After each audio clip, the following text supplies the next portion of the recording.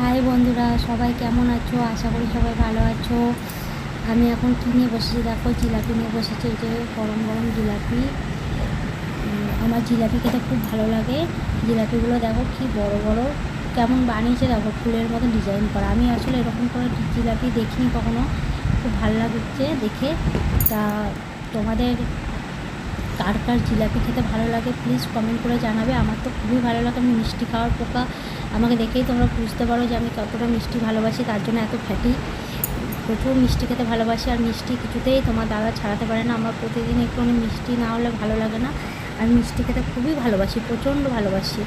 তাই তাই আর জিলাপি খেতে তো আমার খুব ভালো লাগে, প্রচণ্ড ভালো লাগে। তাই জিলাপি নিয়ে এসেছি, বসেছি, খাচ্ছি। বেশ করকরে, কি সুন্দর খেতে, আর গরম গরম একদম।